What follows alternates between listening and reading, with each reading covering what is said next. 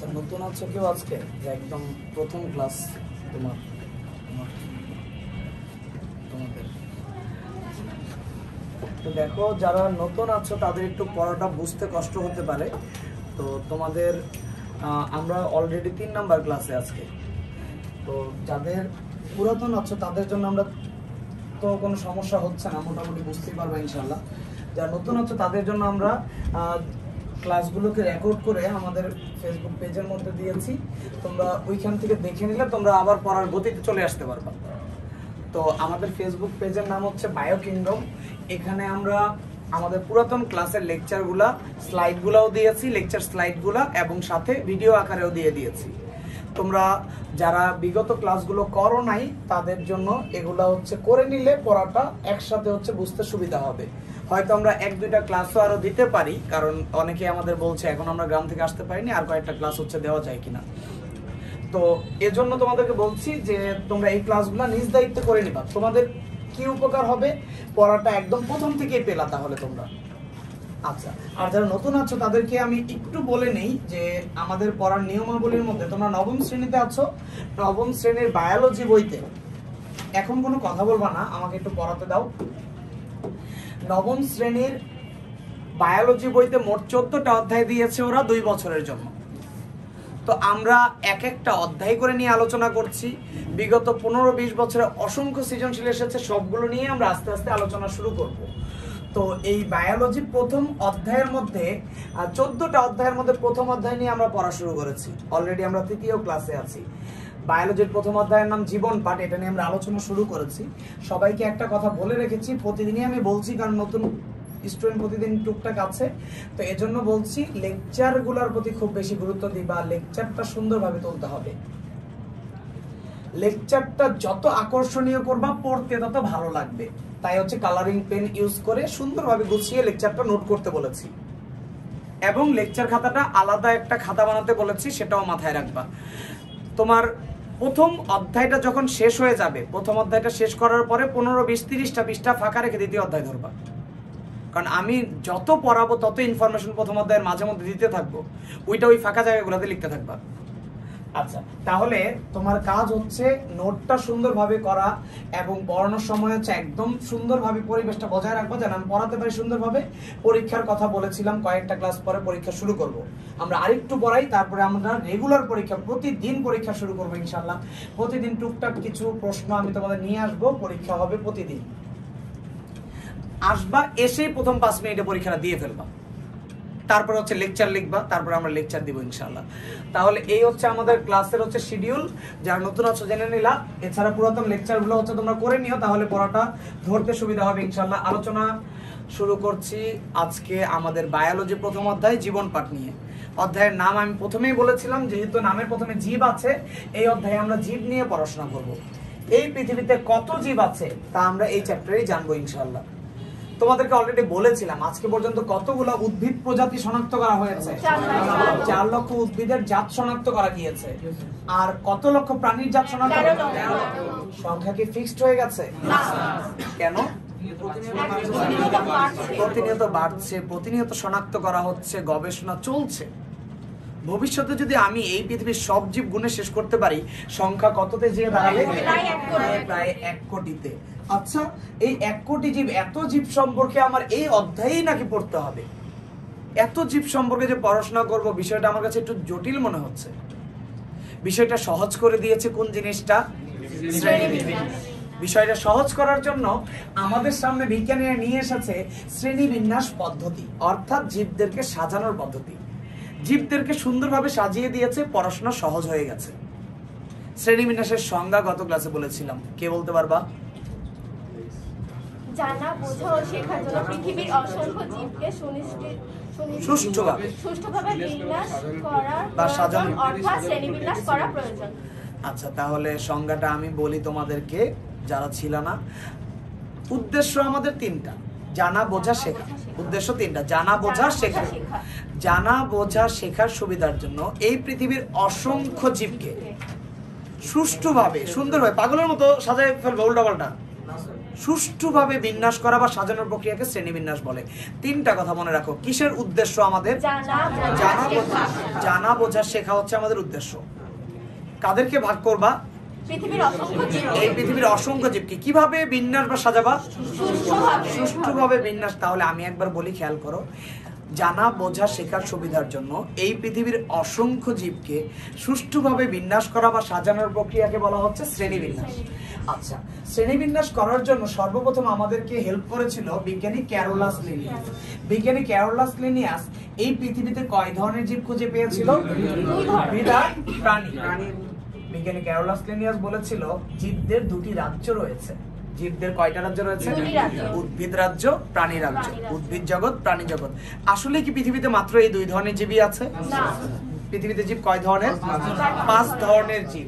তাহলে Carolus Linnaeus ভুল কথা বলেছিল। উদ্ভিদ প্রাণী ছাড়াও জীব রয়েছে। এই 5 ধরনের জীবের কথা তোমাকে কোন বিজ্ঞানী বলেছিল? আর.এইচ. হুইটেকার। কত সালে তোমাকে?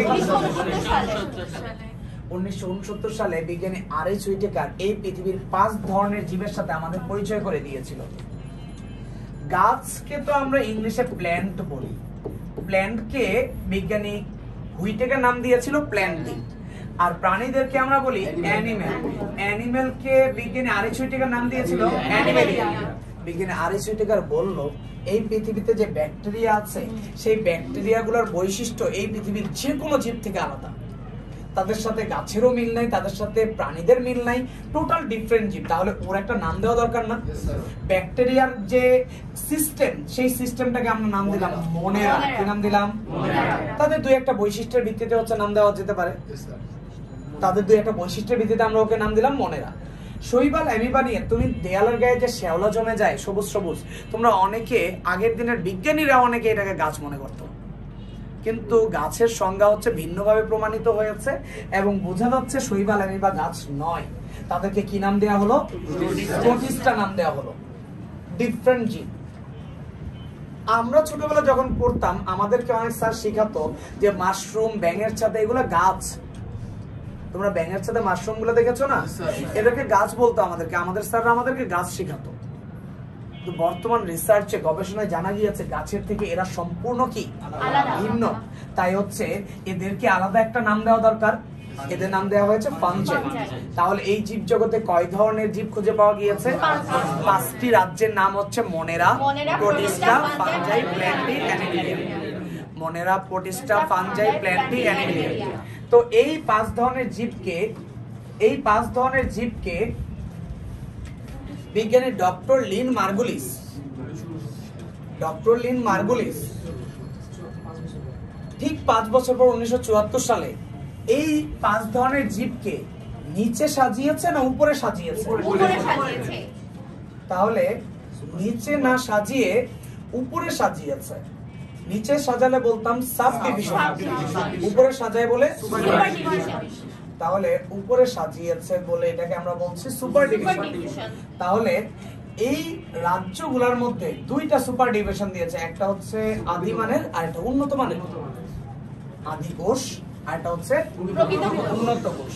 আদি কোষ আর একটা হচ্ছে উন্নত কোষ।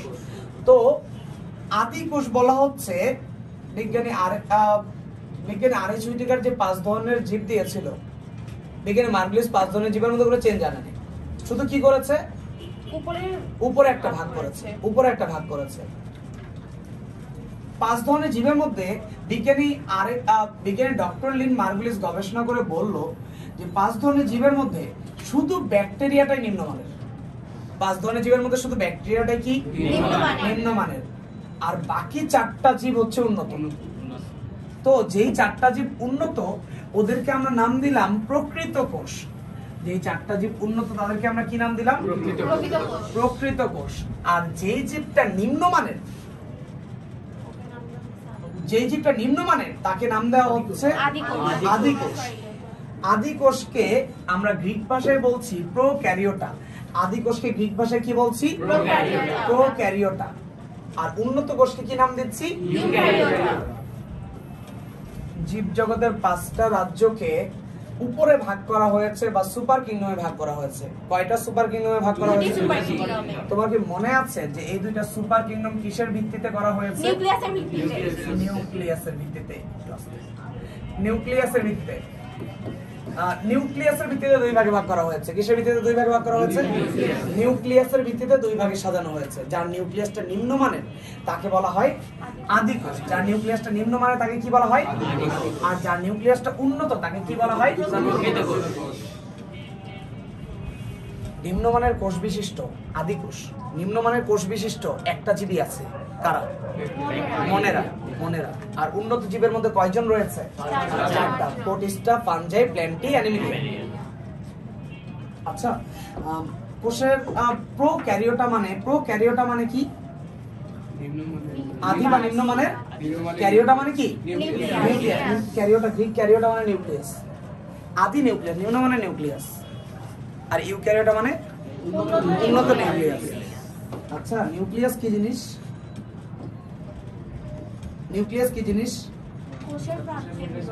কোষের প্রাণকেন্দ্র, প্রাণ বা প্রধান অংশ। ঠিক আছে, তাহলে তুমি কি আমাকে বলতে পারবা এই কোষটা কি আদি কোষ না প্রকৃত কোষ? নিউক্লিয়াস সুগঠিত। কি জন্য তুমি এটা সুগঠিত বললা? আবরণ দিয়ে আবৃত। সুন্দর, এই কথাটাই চাচ্ছিলাম। তাহলে আবরণ দিয়ে যে সকল নিউক্লিয়াস আবৃত থাকে সেই নিউক্লিয়াস গুলা হচ্ছে আদর্শ নিউক্লিয়াস, প্রকৃত নিউক্লিয়াস। তাহলে এই কোষটা কি কোষ? প্রকৃত কোষ। এই ধরনের কোষ কার কার আছে? Protista, fungi, plenty, Animalia. এবার এই কোষটা কি? আদিকোষ। কারণ আবরণ দিয়ে আবৃত সুন্দর নিউক্লিয়াসটা আর এখন নাই। এই ধরনের নিম্নমানের কোষ কাদের রয়েছে? আমি তোমাকে গত ক্লাসে এরকম জীবটা হচ্ছে তোমাকে দেখিয়েছিলাম। আমরা আদিকোষ প্রকৃত কোষের সাথে গত ক্লাসে পরিচিত হয়েছিলাম এবং আমরা দেখেছি ব্যাকটেরিয়ার নিউক্লিয়াসের সাথে আমাদের নিউক্লিয়াসের পার্থক্য। এখানে একটা ব্যাকটেরিয়ার কোষ আর একটা আমাদের কোষকে দেখানো হচ্ছে এবং আমরা দেখতে পাচ্ছি আমাদের কোষের নিউক্লিয়াসটা কত সুন্দর আবরণ দিয়ে আবৃত। আমরা যদি ব্যাকটেরিয়ার কোষের ভিতরে ঢুকে যাই এবং ব্যাকটেরিয়ার কোষের ভিতরে নিউক্লিয়াসটা দেখতে পারি, এটা হচ্ছে ওর নিউক্লিয়াস, বাট আবরণটা কোথায়? তাহলে তো ভালো নিউক্লিয়াস না, নিম্নমানের জীব। ওই তো প্রোক্যারিওটা, ওই নিম্নমানের। তাহলে এই নিম্নমানের জীব আমরা তোমাকে পড়াচ্ছিলাম জীব জগতের শ্রেণীবিন্যাস নিয়ে। আলোচনা করব নতুন টপিকস নিয়ে আজকে। তার আগে একটু রিভিশন করে নিলাম। তার আগে আবারও বলছি, জীব জগতে যাদের নিউক্লিয়াস নিম্নমানের তাদেরকে প্রোক্যারিওটা বলছি, যাদের নিউক্লিয়াস সুন্দর তাদেরকে বলছি ইউক্যারিওটা। প্রোক্যারিওটার আন্ডারে কয়টা রাজ্য আছে? মনেরা। আর ইউক্যারিওটার আন্ডারে চারটা রাজ্য, প্রোটিস্টা, ফাঞ্জাই, প্ল্যান্টি, অ্যানিমেলিয়া। আমরা আজকে প্রোক্যারিওটা আগে পড়া শুরু করি, ইউক্যারিওটা পরবর্তী ক্লাসগুলোতে আমরা বলবো। প্রোক্যারিওটার আন্ডারে রাজ্যটার নাম কি? মনেরা। আজকে আমরা মনেরার বৈশিষ্ট্য তোমাকে লিখিয়েছি। তোমাদেরকে এরকম একটা স্লাইড আজকে লিখিয়েছি। মনেরা, তাকাও এখানে, লেখাটা বন্ধ রাখবা, এখন পড়াটা খেয়াল করবা। তোমার লেখা যদি মিসিং করো, ক্লাসে দেরি করে আসো, নিজ দায়িত্ব পরবর্তীতে তুলবা এগুলা। এই সময় কথা শোনাটা তোমার জন্য খুব বেশি দরকার। লেকচারটা হচ্ছে বুঝে নেওয়াটা দরকার খুব বেশি। লেখাটা তুমি পরবর্তীতে কালেকশন করতে পারবা, লেকচারটা তো চলে যাচ্ছে। খেয়াল রাখো, এই সৃজনশীলটা গতে অসংখ্যবার বোর্ডে আসতে দেখেছি আমরা।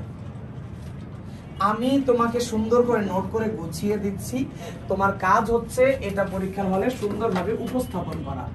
একটা জিনিস দেখো, তোমরা তো বই এখনো পাওনি, তো তোমাদের বইয়ের মধ্যে মনের বৈশিষ্ট্যগুলো যেভাবে লেখা আছে দেখতে পাচ্ছ, একটা গদ বাঁধা গদ্য লেখা আছে। তো পরীক্ষার হলে তোমার উপস্থাপনাটা আরো স্মার্ট ভাবে সুন্দরভাবে করতে হবে। এজন্য আমরা তোমাকে নোটটা সাজিয়ে দিচ্ছি। আমি আবারও বলছি, নোট করার দায়িত্ব আমি নিচ্ছি, বোঝানোর দায়িত্ব আমি নিচ্ছি। তোমার পরীক্ষার হলে এভাবে উপস্থাপনাটা আমি চাই, একটু সুন্দরভাবে পড়ে এই কাজটা তুমি করবা। তারপরে তুমি যদি মনে করো না স্যার আমি এমনি লিখবো, আমি ডাক্তার আসাম, তাহলে হচ্ছে এটা যদি তুমি এভাবেই লেখো তাহলে 3-এর মধ্যে 1 পাবা। নবম শ্রেণীর, দশম শ্রেণীর স্যাররা কিন্তু নাম্বার দিতে চায় না, তাদের অনেক ইগো, তাদের হচ্ছে একদমই হচ্ছে নাম্বার হাত থেকে বের হতেই চায় না। 3-এর সাথে যদি তুমি হচ্ছে ওই বৈশিষ্ট্য এভাবে লেখার পরে চিত্র দাও, তাহলে স্যার তোমাকে 3-এর মধ্যে 2 দিবে। 3-এর মধ্যে 3 স্যার তোমাকে কখনোই দিতে চায় না। স্যারের অনেক সম্মান, স্যারের সম্মানে কষ্ট লাগবে যদি 3-এর মধ্যে 3 দিয়ে ফেলে। তাহলে আমরা স্যারকে হচ্ছে অনেক খুশি করে তারপরে 3-এর মধ্যে 3 নিয়ে আসতে হয় আমাদের। সেই খুশি করার জন্য স্মার্ট প্রেজেন্টেশন দরকার। নিখুঁতভাবে আঁকতে হবে। চিত্র কিভাবে নিখুঁতভাবে আঁকতে হয় সেটা নিয়ে আমরা ক্লাস শুরু করবো আগামী ক্লাস থেকে। চিত্রটার মধ্যে সুন্দর হওয়া লাগবে। হ্যাঁ, এটা তোমাকে বলছি যে আমরা আর্টিস্ট হব না, কিন্তু উপস্থাপনা হবে ঠিকভাবে, মার্কিংটা হবে ঠিকভাবে, এবং হচ্ছে তোমার চিত্র সৌন্দর্যের উপর নাম্বার ডিপেন্ড করবে না, চিত্রের উপস্থাপনা সঠিক হলেই নাম্বার পেয়ে যাবা। ওই সময়ের মধ্যে যতটা সুন্দর করে উপস্থাপন করা যায়, চিত্র কিভাবে শর্টকাটে আঁকা যায়, কিভাবে ভালো করে চিত্র প্র্যাকটিস করতে হয়, আমরা আগামী ক্লাস থেকে চিত্র প্র্যাকটিস ক্লাস শুরু করবো ইনশাল্লাহ। আগামী ক্লাসেই চিত্র প্র্যাকটিস করব। পেন্সিল, ইরেজার, রুলার যা আছে সব নিয়ে আসবা। পেন্সিল, কম্পাস, মিনিমাম 3টা পেন্সিল রাখবা সাথে, HB, 2B, 4B, যেগুলো দিয়ে আমরা হচ্ছে চিত্র আঁকা প্র্যাকটিস করব। সুতরাং আগামী ক্লাসে চিত্র প্র্যাকটিসের জন্য সবাই প্রস্তুতি নিয়ে আসবা। আর কোনো ক্লাসে চিত্র প্র্যাকটিসের জন্য বলবো না আমি, তুমি রেগুলার এই বক্সটার সাথে নিয়ে আসবা। চিত্র আঁকার সময় বন্ধুর হচ্ছে জ্যামিতি বক্স ধরে টানাটানি করবা, বন্ধুও বিরক্ত হবে, আমিও বিরক্ত হব, কি দরকার, একটা বক্স কিনেই নাও।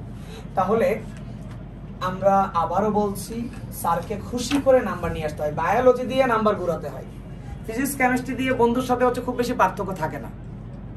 বায়োলজি স্যাররা হচ্ছে একটু সমস্যা, এদের হচ্ছে লিখতেও হয় পয়েন্ট করে, হেডলাইন দিয়ে অনেক সুন্দর করে, চিত্র দিতে হয়, তাও মাঝে মধ্যে সন্তুষ্ট করা যায় না।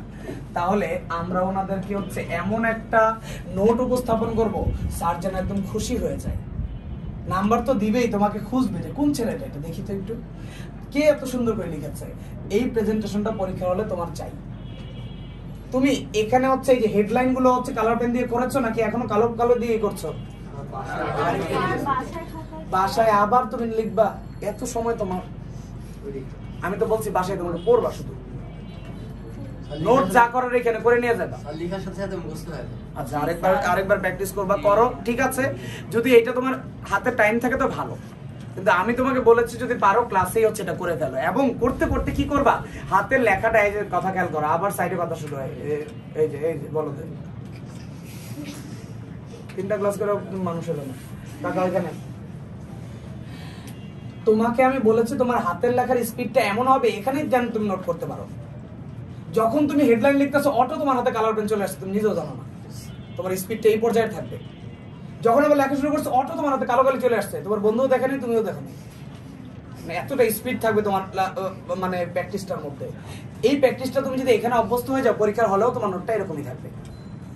তাহলে আমাদের দরকার স্মার্ট প্রেজেন্টেশন, যার মাধ্যমে হচ্ছে পয়েন্ট করব, হেডলাইন দিব, চিত্র দিব, স্যার নাম্বার দিবে না, যাবে 2। ইনশাআল্লাহ আমরা ভালো নাম্বার পাবো। এবং হচ্ছে আমরা বৈশিষ্ট্য শুরু করছি আজকের লেকচার, আমরা মনেরা রাজ্যের বৈশিষ্ট্য করছি। খেয়াল করবা, বোর্ডে অসংখ্যবার গল্প হতে এসেছে। মনেরা রাজ্যের বৈশিষ্ট্য খুব মনোযোগ দিবে এই সময়টায়। আজকের লেকচার আমরা শুরু করছি মনেরা রাজ্যের বৈশিষ্ট্য নিয়ে। রাজ্যর নামই হচ্ছে মনেরা। রাজ্যের নামে কি? মনেরা শব্দটা এসেছে কোথা থেকে? মনো মানে কি? তোমাকে আমি বলেছিলাম না, শব্দের অর্থ ভেঙে ভেঙে পড়লে অনেক বৈশিষ্ট্য এখান থেকে বের হবে। গ্রিক মনো মানে এক বলতে বোঝাতে যাচ্ছে এককোষী, বাস হয়ে গেল। ওর নাম থেকেই পেয়ে যাচ্ছে ওর প্রথম বৈশিষ্ট্য, ও এককোষী। তারপরে ওর সুপার কিংডম কি 1 না 2? সুপার কিংডম 1 মানে কি? প্রোক্যারিওটিক। আচ্ছা, প্রোক্যারিওটা, প্রো মানে কি? আদি বা নিম্ন মানের, আদি বা নিম্ন মানের বা অনুন্নত। ক্যারিওটা মানে কি বলতে চাও? নিউক্লিয়াস। তাহলে ওর নিউক্লিয়াসটা খুব ভালো না, আদি নিউক্লিয়াস। বাস তোমার 4 নম্বর বৈশিষ্ট্য হয়ে গেল ওর সুপার কিংডম থেকে, আদি নিউক্লিয়াস। তাহলে আমি তোমাকে বলতে চাই, অর্থ বিশ্লেষণ করে পড়ার মধ্যে অনেক সুবিধা আছে, যেমন অনেক বৈশিষ্ট্য তুমি এখান থেকে বের করতে পারো। মনেরা থেকে বুঝলাম এককোষী, আর প্রো ক্যারিওটা থেকে বুঝলাম আদি নিউক্লিয়াস যুক্ত। আচ্ছা, একটা কোষের প্রধান অংশ, কথা বলবো না, একটা কোষের প্রধান অংশ হচ্ছে নিউক্লিয়াস। তুমি বলতে পারো একটা নিউক্লিয়াসে কয়টি উপাদান রয়েছে?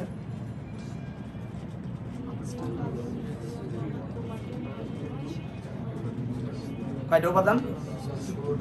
হ্যাঁ, একটা নিউক্লিয়াসের কয়টি উপাদান রয়েছে? গাঠনিক অংশ কয়টি? 4টি। কি কি?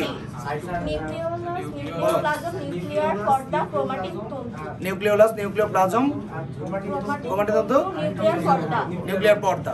Thank you. আচ্ছা বসো।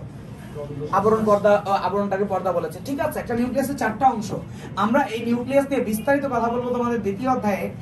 তাছাড়া আমি নিউক্লিয়াসটি একটু দেখাই নিচ্ছি, এখন আমরা আলোচনা করব নিউক্লিয়াস নিয়ে। তাহলে এই যে নিউক্লিয়াসটা আমরা দেখতে পাচ্ছি, এই যে আমরা নিউক্লিয়াসটা দেখতে পাচ্ছি এখানে, এই নিউক্লিয়াসের মধ্যে 4টি উপাদান রয়েছে। আমরা দেখতে পাচ্ছি নিউক্লিয়াসের মধ্যে বাইরে যে কাভারিংটা থাকে সেটা নিউক্লিয়ার পর্দা, নিউক্লিয়ার ঝিল্লি বা নিউক্লিয়ার মেমব্রেন।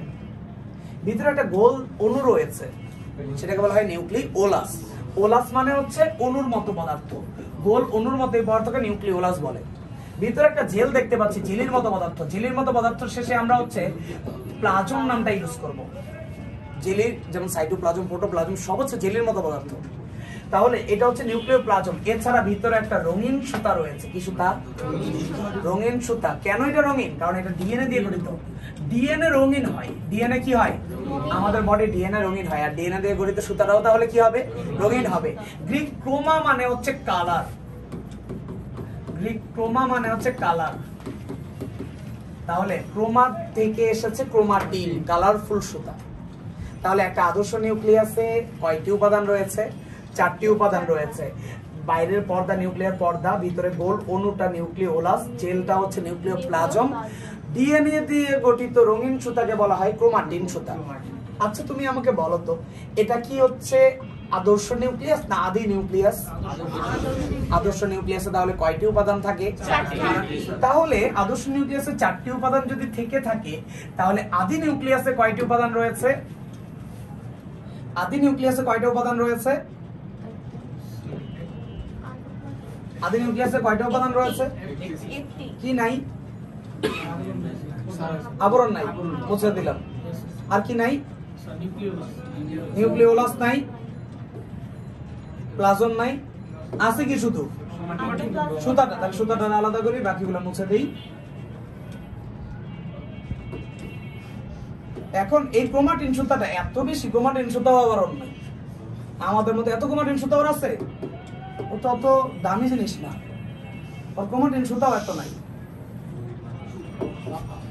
তাহলে ওর হচ্ছে এতটুকু, এই এতটুকু ক্রোমাটিন নিয়ে, এই নিউক্লিয়াস নিয়ে তুমি আসছো আমার সাথে তুলনা করতে। তোমাকে কি আছে? তোমার কি আছে? ও বলছে স্যার আমার খালি এই রঙিন সুতাটা আছে স্যার। কি আছে তোমার? স্যার শুধু রঙিন সুতাটা আছে স্যার। কই তোমার নিউক্লিওলাস? কই স্যার আমার নাই নিউক্লিওলাস, নাই নিউক্লিওলাস নাই। এই তোমার হচ্ছে জেলটা কই? প্লাজম স্যার তো আমার তো নাই। তোমার পর্দাটা কই? নিউক্লিয়ার কাভারিং স্যার আমার তো এগুলো নাই স্যার। তাহলে তুমি কি নিউক্লিয়াস? স্যার আমি তো আদি নিউক্লিয়াস। তাহলে এটা হচ্ছে আদি নিউক্লিয়াসের চিত্র, আর এটা হচ্ছে প্রকৃত উন্নত নিউক্লিয়াস। এটা আমাদের নিউক্লিয়াস, এটা হচ্ছে প্রকৃত নিউক্লিয়াস। তাহলে ব্যাকটেরিয়ার নিউক্লিয়াসের গঠনে তুমি কি বলবা? শুধুমাত্র স্যার ক্রোমাটিন সুতা রয়েছে, এখানে নিউক্লিয়ার পর্দা, নিউক্লিওলাস, নিউক্লিওপ্লাজম কিছুই নাই। কথাটা কি বুঝতে পেরেছো? আচ্ছা, এখানে একটা বৈশিষ্ট্য শিখলাম আমরা। আমরা তোমাকে দেখিয়েছি এর আগের চিত্রগুলোতে যে আদর্শ নিউক্লিয়াসের মধ্যে কি কি থাকে আর আদি নিউক্লিয়াসে কি থাকে। কি আছে তোমার কাছে? স্যার শুধু ক্রোমাটিন সুতাটা আছে স্যার খালি। কই তোমার পর্দা কই? স্যার নাই।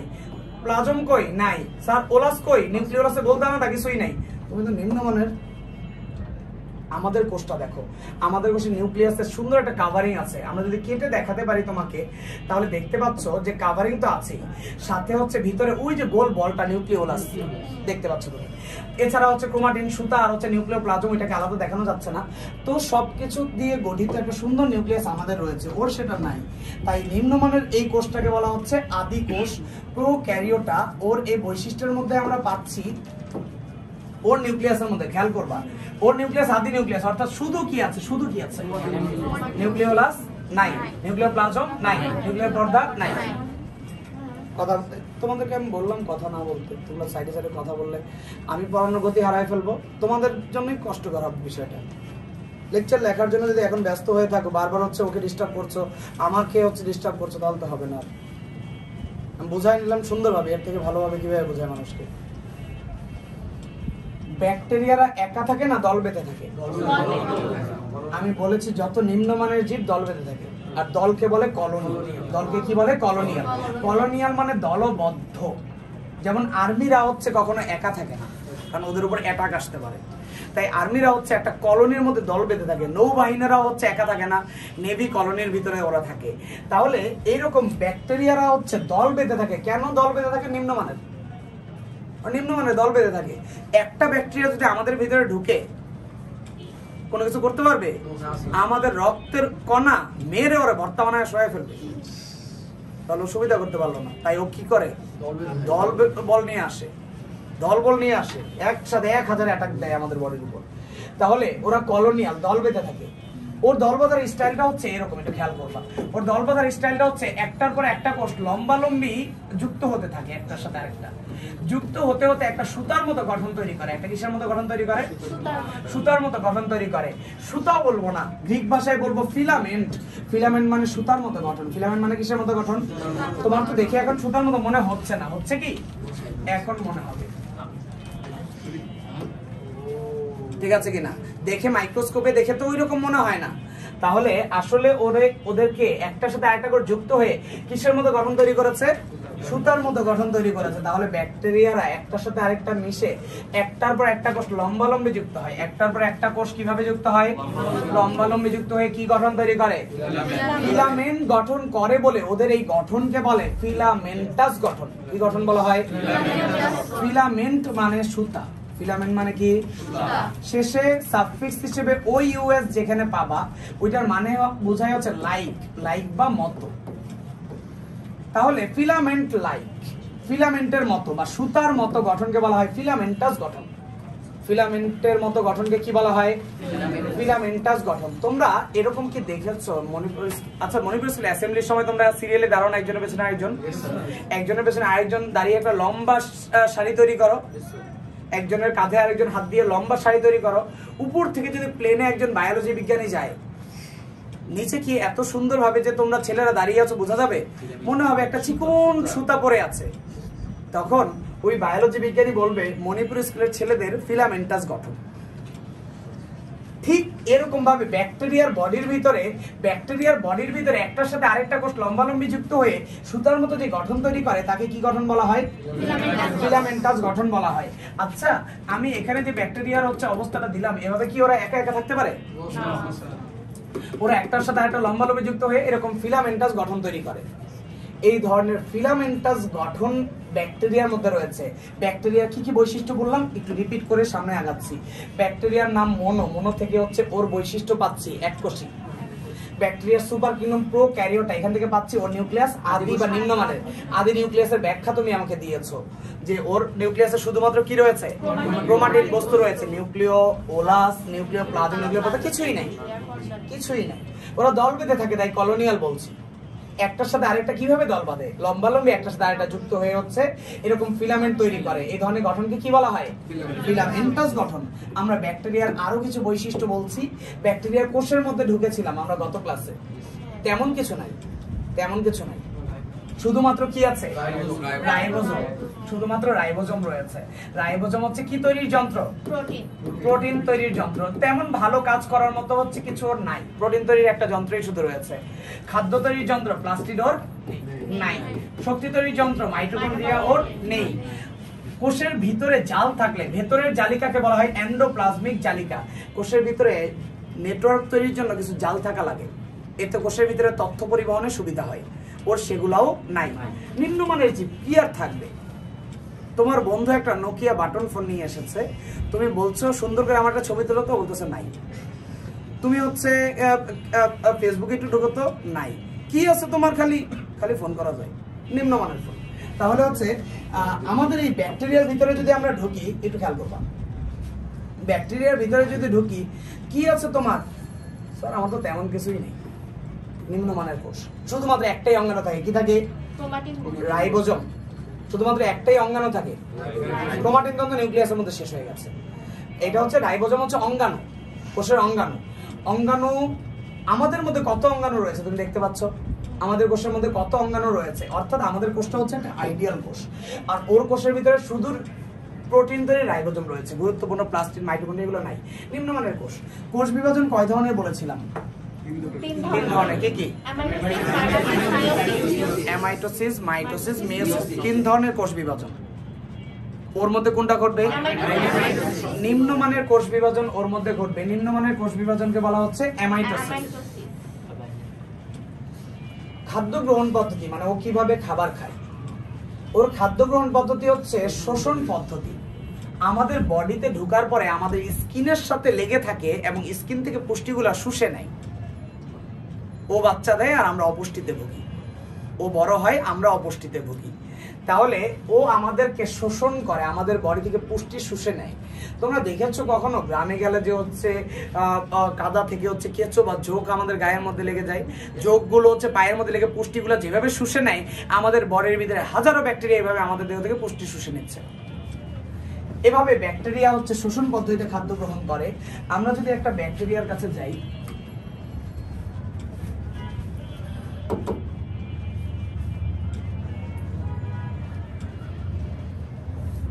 এই ব্যাকটেরিয়াটার ভিতরে তুমি দেখতে পাবা আমাদের ভেতরে ঢোকার পরেই এভাবে সাঁতরাইতে থাকে, দৌড়াতে থাকে। তারপর কোনো একটা জায়গায় হচ্ছে আটকে যায় এবং আটকে যাওয়ার পর ওর বডিতে অনেকগুলো কাটার মতো অংশ আছে, দেখতে পাচ্ছ কি? এটা দিয়ে স্কিনে লেগে যায় এবং স্কিন থেকে পুষ্টিগুলো শোষণ করে খেয়ে নেয়, আমাদের স্কিনটাকে ক্ষতিগ্রস্ত করে এইভাবে। তাহলে ব্যাকটেরিয়ারা আমাদের বডি থেকে কি পদ্ধতিতে পুষ্টি শোষণ করছে? তবে কয়েকটা একটু ভদ্র ব্যাকটেরিয়া রয়েছে। ভদ্রলোকের নাম কি? সায়ানোব্যাকটেরিয়া। কয়টা ভদ্র ব্যাকটেরিয়া আছে, নাম কি? ওরা আবার সালোক সংশ্লেষণ করে নিজের খাদ্য নিজে তৈরি করতে পারে, খুব বেশি একটা প্রবলেম করে না। কিছু কিছু প্রবলেম করতে পারে, খুব বেশি একটা প্রবলেম করে না। আমাদের নিজের খাদ্য নিজে তৈরি করে, আমাদের কাছে হচ্ছে মানে আমাদেরকে অ্যাটাক করে না। সালোক সংশ্লেষণ মানে কি?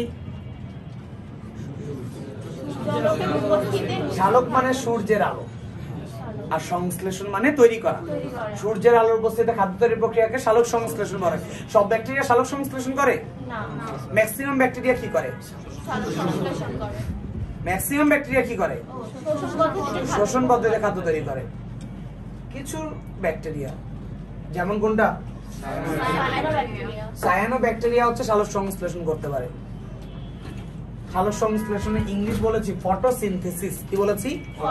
ফটোসিনথেসিস। ফটো মানে কি? ফটো মানে ছবি, ফটো মানে আলোকচিত্র, মানে আলোর উপস্থিতিতে ছাপ নেওয়া। তাহলে ফটো মানে হচ্ছে আলো। ফটো মানে কি? আলো। তোমরা দেখেছো অন্ধকার রুমে তুমি হচ্ছে একটা ক্যামেরা নিয়ে ঢুকবা, ক্যামেরার ফ্ল্যাশ লাইটটাও আমি খুলে রেখেছি, তুমি তোমার বন্ধুর 10টা ছবি তোলো, তোমার 10টা ছবি তোলো, দুইজন দেখবে একই রকম, কারণ আলো ছাড়া ছবি উঠবে না। তাহলে ফটো মানে আলো। ফটো মানে কি? আলো। আর সিনথেসিস মানে হচ্ছে সংশ্লেষ বা তৈরি। সূর্যের আলো উপস্থিতিতে খাদ্য তৈরির প্রক্রিয়াকে বলা হয় সালোক সংশ্লেষণ। আমরা ব্যাকটেরিয়ার আরো কিছু বৈশিষ্ট্য শিখলাম। কোষের মধ্যে শুধুমাত্র কি অঙ্গাণু রয়েছে? রাইবোজোম। কোষ বিভাজন নিম্নমানের কি? Amino acid. খাদ্যগ্রহণ পদ্ধতি হচ্ছে প্রধানত শুষে নেয়। তবে হচ্ছে কিছু কিছু ভালো ব্যাকটেরিয়া আছে, সায়ানোব্যাকটেরিয়া। কি পদ্ধতিতে খাদ্য তৈরি করে? সালোক সংশ্লেষণ বা ফটোসিনথেসিস। সূর্যের আলো রাস্তাঘাট থেকেই পাচ্ছে। সায়ানোব্যাকটেরিয়া সাধারণত ইট বালু পাথরে থাকে। ব্যাকটেরিয়া মানে কি খালি তোমারই ক্ষতি করবে? ইট বালু সিমেন্টের ক্ষতি করবে না, সব জায়গায় ক্ষতি করবে। গাছের বাইরে থাকবে, গাছকে ক্ষতিগ্রস্ত করবে। তোমার ভিতরে ঢুকতে হবে, কারণ তোমার ভিতরে ঢোকার ব্যাকটেরিয়া অভাব আছে। আচ্ছা, আমরা তোমাকে উদাহরণ লিখে দিয়েছি না? মনেরা রাজ্যের উদাহরণ হচ্ছে ব্যাকটেরিয়া। মনেরা রাজ্যের উদাহরণ কারা? ব্যাকটেরিয়া। বিজ্ঞানী ব্যাকটেরিয়ার নামটা কোত্থেকে পেল? ব্যাকটেরিয়া বিজ্ঞানী যখন হচ্ছে দেখছিল, বিজ্ঞানী যখন মাইক্রোস্কোপে ব্যাকটেরিয়া প্রথম দেখতে পেল, ওনার কাছে মনে হয়েছিল লটস অফ লিটল রড এখানে পড়ে আছে। Lots of little rod, one kinds of rod. এই লিটল রডের মতো এই জিনিসগুলাকে লিটল রড নাম দিত যদি হচ্ছে ইংরেজ বিজ্ঞানী হতো। বিজ্ঞানীদের নাম দিতে হবে গ্রিক ভাষায়। তাই হচ্ছে আগের দিনের জ্ঞানী গুণী সব হচ্ছে গ্রিক দেশে ছিল, তাই লিটল রডকে ওরা বলে ব্যাকটেরিয়া। ওদের ভাষায় কি বলে? ব্যাকটেরিয়া। তাহলে ব্যাকটেরিয়া মানে হচ্ছে লিটল রড। ব্যাকটেরিয়া মানে কি? Little rod. তাহলে রডের মতো এই বস্তুগুলোর নাম দেওয়া হলো ব্যাকটেরিয়া। এরা হচ্ছে খাদ্য গ্রহণ পদ্ধতি, ওদের খাদ্য গ্রহণ পদ্ধতি কি পদ্ধতি? শোষণ পদ্ধতিতে খাদ্য গ্রহণ করে। ব্যাকটেরিয়ারা কি পদ্ধতিতে খাদ্য গ্রহণ করে? তবে কয়টা ভদ্রলোক আছে, নাম কি? ওরা হচ্ছে কি করতে পারে? সালোক সংশ্লেষণ পদ্ধতিতে যে খাদ্য তৈরি করে সায়ানোব্যাকটেরিয়া। এই সায়ানো মানে হচ্ছে, সায়ানো কামস ফ্রম সায়ানিন। সায়ানিন মানে নীল, গাঢ় নীল অথবা হচ্ছে নীল থেকে সবুজের পর্যন্ত হতে পারে। একটু হালকা নীল কালারের ব্যাকটেরিয়া যেগুলো হচ্ছে ইট বালু সিমেন্ট বা গাছের বাইরের দিকে হচ্ছে থাকতে পারে। তুমি দেখতে পাচ্ছ এটা গাঢ় নীল কালারের, বা নীল থেকে একটু সবুজের কাছাকাছি কনভার্ট হতে পারে। তাহলে এই নীল সবুজ ব্যাকটেরিয়াগুলো যেগুলো বালু পাথরের উপর থাকে এগুলোকে বলা হচ্ছে সায়ানোব্যাকটেরিয়া। এদেরকে কি বলা হয়? ব্যাকটেরিয়া কয় ধরনের? 2 ধরনের। নরমাল ব্যাকটেরিয়া যারা শোষণ পদ্ধতিতে খাদ্য তৈরি করে গ্রহণ করে, আর হচ্ছে স্পেশাল ব্যাকটেরিয়া যেটা হচ্ছে সায়ানোব্যাকটেরিয়া। যেটা কি ব্যাকটেরিয়া? নীল সবুজ হয়। নীল সবুজ হয় দেখে বিজ্ঞানীরা মনে করতো আগে শৈবাল। বিজ্ঞানীরা আগে কি মনে করতো? পরে গবেষণায় পাওয়া গেল আরে এটা তো ব্যাকটেরিয়া। তাহলে একটু নীল কালারের ব্যাকটেরিয়া দেখে এটাকে কি ব্যাকটেরিয়া নাম দিল? সায়ানোব্যাকটেরিয়া। উদাহরণ দিতে হবে, নরমাল ব্যাকটেরিয়ার উদাহরণ দিতে হবে, সায়ানোব্যাকটেরিয়ার উদাহরণ দিতে হবে। তুমি যখন গাছের বৈশিষ্ট্য লিখবা, গাছের উদাহরণ দিতে হবে আম জাম কাঁঠাল কলা। প্রাণীর উদাহরণ দিতে হবে হাঁস মুরগি গরু ছাগল। ঠিক ব্যাকটেরিয়ার উদাহরণ দিতে হবে। আমরা ব্যাকটেরিয়ার উদাহরণ দিয়েছি ই কোলাই। কি উদাহরণ দিয়েছি? আর সায়ানোব্যাকটেরিয়ার উদাহরণ দিয়েছি নস্টকলিঙ্কিয়া। কি নাম দিয়েছি? নস্টকলিঙ্কিয়া। ই কোলাইয়ের পূর্ণরূপ হচ্ছে ইশেরেশিয়া কোলাই। ই কোলাইয়ের পূর্ণরূপ কি? ইশেরেশিয়া। ইশেরেশিয়া। আর যদি তুমি বানান করে লেখো ইশেরিচিয়া। ইশেরিচিয়া, কিন্তু স্যারকে বলবা ইশেরিশিয়া। শিয়া প্রনাউন্সিয়েশন হচ্ছে শিয়া আর বানান হচ্ছে চিয়া। তাহলে ইশেরেশিয়া কোলাই। ইশেরেশিয়া। যারা সাহসী আছো পুরো নামটাই দিবা, আর যারা ভয় পাচ্ছ এখনই তারা হচ্ছে এই ছোট নামটা দিয়ে আগে অভ্যস্ত হও।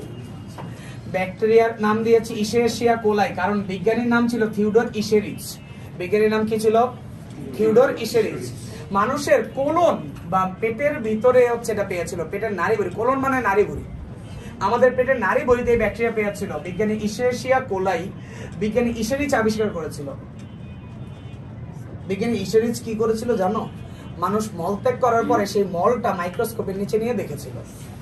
মলটা মাইক্রোস্কোপের নিচে নিয়ে দেখেন যে এটা কি দৌড়ায় মলের ভিতরে। তখন উনি বুঝতে পারলো ও মলের ভিতরে ব্যাকটেরিয়া থাকে। ওই ব্যাকটেরিয়া মানুষের সবার পেটের মধ্যে এই ব্যাকটেরিয়া আছে, সবার পেটের ভিতরে। আমাদের সবার পেটের ভিতরে লটস অফ ইকোলাই রয়েছে। তো এই ইকোলাইটা হচ্ছে বিজ্ঞানী থিওডর ইশেরিচ দেখেছিল, তাই এটার প্রথম নামটা কি বলেছে? ইশেরেশিয়া। আর পেটের ভিতরে থাকে বলে কি নাম দেওয়া হয়েছে? কোলাই। সংক্ষেপে ইকোলাই, ইশেরেশিয়া কোলাই। বিজ্ঞানীদের দেওয়া নাম। বিজ্ঞানীদের দেওয়া নাম নিচে আন্ডারলাইন করতে হবে বাধ্যতামূলক। আমরা হেডলাইন লিখি না, হেডলাইনের মধ্যে আন্ডারলাইন করতেও পারি নাও করতে পারি, এটা আমাদের উইশ ইচ্ছা। কিন্তু বিজ্ঞানিক নামের নিচে আন্ডারলাইন করতে হবে, বিজ্ঞানীরা বাধ্যতামূলক করে দিয়েছে। তুমি আন্ডারলাইন করলে নাম্বার পাবা, না করলে হচ্ছে স্যার এই জায়গাটায় তোমার নাম্বার থাকবে।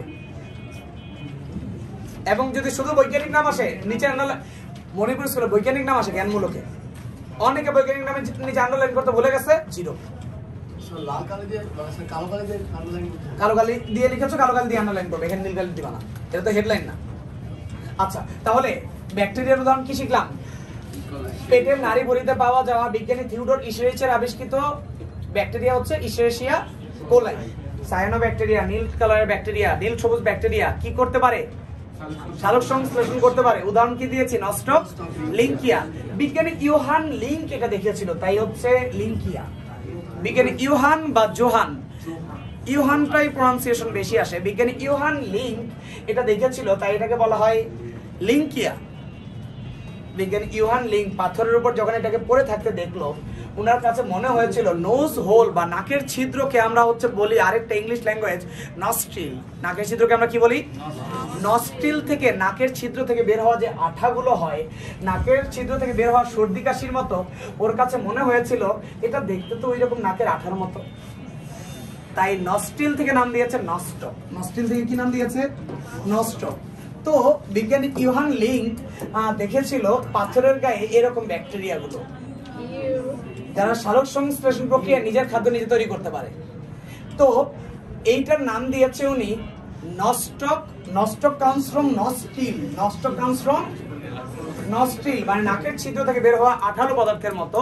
বিজ্ঞানী ইউহান লিঙ্কের দেখা এই ব্যাকটেরিয়ার নাম দিয়েছে নস্টকলিঙ্কিয়া। আমাদের আজকের ক্লাসে আমরা মনের রাজ্যের বৈশিষ্ট্য শিখলাম, মনের রাজ্যের উদাহরণগুলো শিখলাম, বিস্তারিত ব্যাখ্যা দিচ্ছি এজন্য যে নামটা যেন তোমার মনে থাকে কোত্থেকে এসেছে। আচ্ছা, আর হচ্ছে আগামী ক্লাসে আমরা এগুলো চিত্র আঁকা শিখাবো ইনশাল্লাহ। প্র্যাকটিস করার জন্য সবাই পেন্সিল ইরেজার নিয়ে আসবেন।